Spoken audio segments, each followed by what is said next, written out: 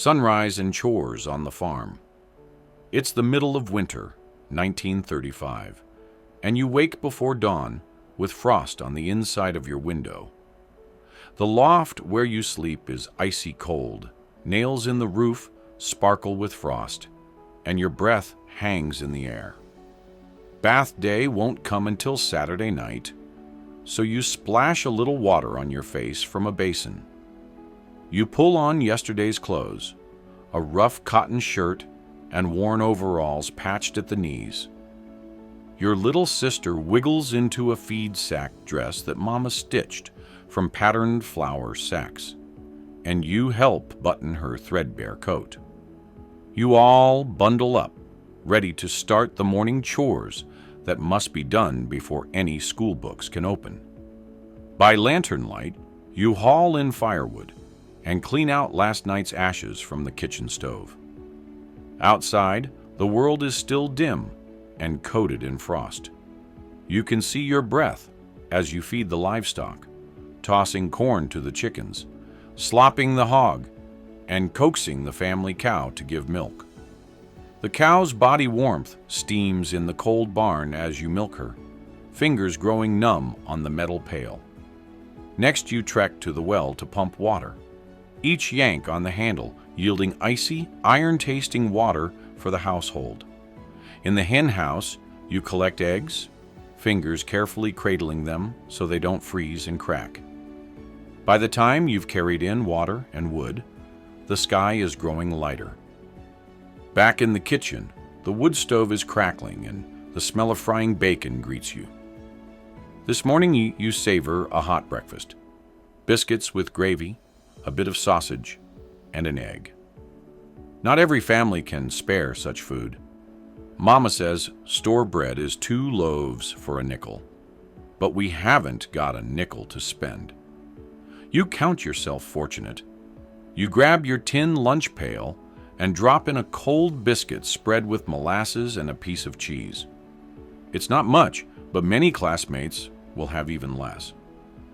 With a final hug from Mama, you step outside with your siblings. It's time to walk to school.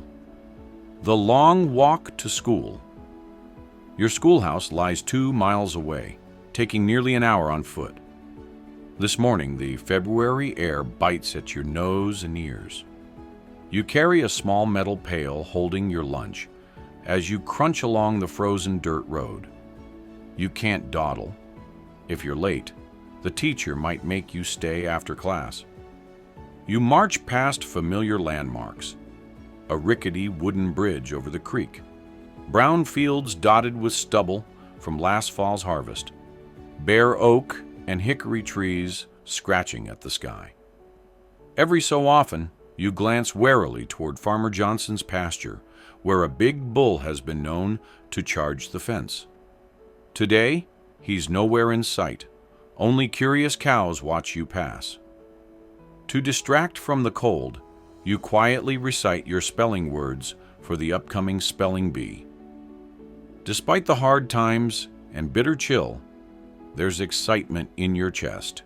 You actually love school. But you feel a pang knowing this term will be cut short soon. Spring planting season is coming, and most older kids will stop attending to help on the farm. Finally, you spot a tiny white building in the distance, the one-room schoolhouse. Thin smoke curls from its stovepipe chimney, a welcome sign that the teacher has the fire going. You and other children from nearby farms converge on the path as 8 a.m. approaches. Inside the schoolhouse. The schoolhouse sits beside a spring-fed creek with no other buildings in sight. It's a humble wooden structure, recently whitewashed but already peeling. Stepping through the door, you're met with warmth and the mixed smells of wood smoke, chalk dust, and old books. The interior is a single open room with high wooden walls and a plank floor worn smooth by generations of feet. Sunlight struggles through tall windows. There's no electricity, so you rely on natural light. The potbelly stove glows in the center, its heat not reaching the far corners where students keep their coats on. Instead of individual desks, there are long wooden benches facing the front. The school doubles as the community church on Sundays. Some students write on their laps or small slate boards because there aren't proper desks for everyone.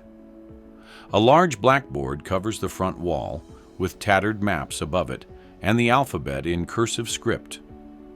President Roosevelt looks down from one wall alongside George Washington. Meeting Miss Thompson. At the front stands the teacher's desk on a small platform. Your teacher, Miss Thompson, greets each student with a polite nod. She's only 19, not much older than the oldest students, yet carries herself with confident authority. She finished high school and immediately took this teaching post. In this era, that's all it takes. Finishing 12th grade and determination to manage dozens of kids. She wears a simple calico dress under a knitted cardigan, hair pinned up neatly. Miss Thompson's life isn't easy. She's up before dawn, coming early to light the stove and sweep the floor. Because her family lives in a distant town, she boards with local farm families during the school term, staying a month here, a month there. She's paid about $30 a month, and free room and board help stretch that salary. There are strict rules. She can't be married, and her behavior is watched by the community. At 8 a.m., Miss Thompson rings a small brass handbell. 25 students settle onto benches, ranging from 5 to 17 years old. She leads everyone in reciting the Pledge of Allegiance, and the day officially begins. The school day and discipline. First comes reading and writing, Miss Thompson announces. In a one-room schoolhouse, she must juggle lessons for many grade levels at once. She calls the youngest group to the front, while giving others assignments to work independently. You pull out your shared McGuffey reader, pages soft from years of use. These classic readers are treasured in every one-room school. Generations of children learn to read from them. You quietly read a moral tale and copy vocabulary words into your only notebook. Paper is precious, so you write in small, neat letters. Around you, the room hums with study. Older girls share an arithmetic textbook. A tiny first grader traces letters on his slate, and older students help younger ones. This is how it works. Everyone learns together. Soon, it's your turn to recite. Heart-thumping, you sit on the recitation bench under Miss Thompson's gaze. You read aloud from the McGuffey reader, voice trembling at first, but finding rhythm. The younger children listen too. One advantage of the one-room school is that every child hears every lesson for every grade. The peace breaks when two boys start whispering and giggling in the back. Miss Thompson's sharp ears catch the disturbance immediately. The room goes silent as she rises and walks toward them. Frank Audie, is there something you'd like to share with the class? The boys turn red and stare at their feet. Without another word, she retrieves the dreaded dunce cap from a shelf, a tall conical hat with dunce painted on it. She places it on Frank's head as punishment, standing in the corner for all to see. Meanwhile, she leads Audie to the blackboard. You will write, I will not disturb my classmates, 50 times in your neatest handwriting. The boy sighs miserably and begins the tedious task. You swallow hard, grateful you've never endured such humiliation, and vow to stay focused. Recess and lunch. At 10 a.m., Miss Thompson announces recess. The room erupts as children leap up and jostle for the door. Outside, despite the winter chill, you're excited to play. Boys start a game of tag while girls play hide and seek among bare trees. You join a circle for Red Rover, holding hands tightly, daring the other team to charge through. There's no indoor plumbing, just a rickety outhouse for girls behind the school. Boys aren't so lucky and simply wander into the woods. It's not pleasant in winter, but you're glad there's at least a private spot. Miss Thompson comes outside too, gathering older students for an impromptu nature lesson about wild herbs poking through the frost. Even playtime becomes learning here. By noon, your stomach rumbles. You fetch your tin lunch pail and settle on a bench.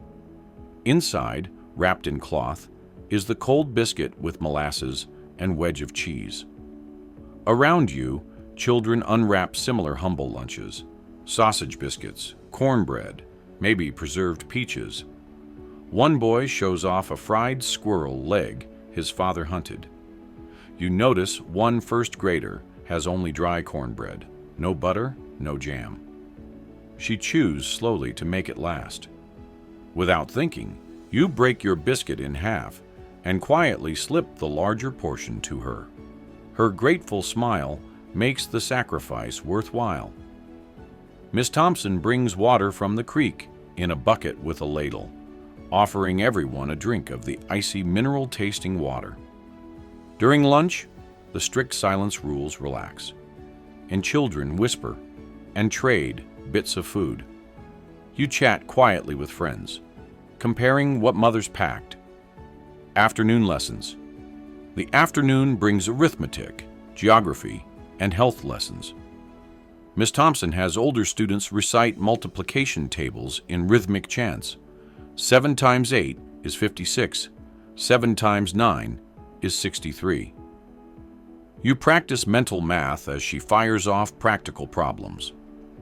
If 1 pound of sugar costs 5 cents, how much do 3 pounds cost? She teaches about hand washing, warns that mosquitoes carry malaria, and discusses the unpleasant lice treatment of sulfur and lard rubbed into hair for 9 days. The class groans at the thought of smelling terrible for over a week. During history, she describes the Revolutionary War with animated voice, making you imagine the scenes like a storybook. Meanwhile, the littlest kids draw pictures on slates since the lesson is over their heads. By late afternoon, focus becomes challenging. The room grows warm from the stove, and winter's early sunset means dimmer light. You fight drowsiness as shadows grow long across the floor. Going home. At 4 p.m., Miss Thompson rings the dismissal bell. You pack your precious notebook and help your sister with her coat. There are never enough textbooks for homework, so study materials stay at school. The walk home seems quicker, filled with talk of spring baseball. You smell wood smoke from farmhouse chimneys as families start supper fires. At home, there's no rest. You immediately tackle afternoon chores. You chop firewood with an axe that feels heavier with each swing, gather nuts in nearby woods to feed pigs, and mend torn overalls by lamplight. Your fingers that held pencils now push thick needles through coarse denim. After supper of fried quail and potatoes, you tackle homework, just arithmetic problems tonight, by flickering lantern light. Finally, you climb the ladder to the cold loft, change into your nightshirt, and burrow under the heavy patchwork quilt. Despite exhaustion, you fall asleep with accomplishment. Tomorrow will bring another day just like this, full of learning, hard work, and small joys that make life meaningful, even during difficult times. Could you handle it? You might not realize how extraordinary your day has been compared to modern life. You rose before sunrise for farm chores most kids today couldn't imagine. Walked 2 miles in harsh weather, sat in a barely heated room with no electricity, running water, computers, or modern conveniences. You shared worn textbooks, wrote on slates, endured strict discipline that would shock today's students, and did it all on simple food with none of the snacks or treats modern kids expect. After school, you still had hours of demanding physical labor, followed by homework by dim lamplight. This was daily reality for millions of children during the Great Depression in rural America. They found joy in small things: a shared biscuit, a teacher's smile, the warmth of a wood stove, and learned resilience, responsibility, and community values that shaped them for life. So we ask you, could you have survived a day in a 1930s one-room schoolhouse? Would you have the stamina to milk cows at dawn, focus to recite poetry at noon, and humility to accept corrections in front of peers? Could you walk those 2 frozen miles, sit on hard benches for hours, and still have energy for evening chores? Could you find contentment in such a simple lunch and excitement in basic lessons? The frost is gathering on the windows again, and another school day awaits at sunrise. Could you ring that morning bell and do it all over again? Think about it. Would you come out of that schoolhouse at 4 p.m. with a smile, ready for tomorrow? It's a challenge to our imaginations and a reminder to appreciate our schools today. Class dismissed. Please hit subscribe and join us again tomorrow.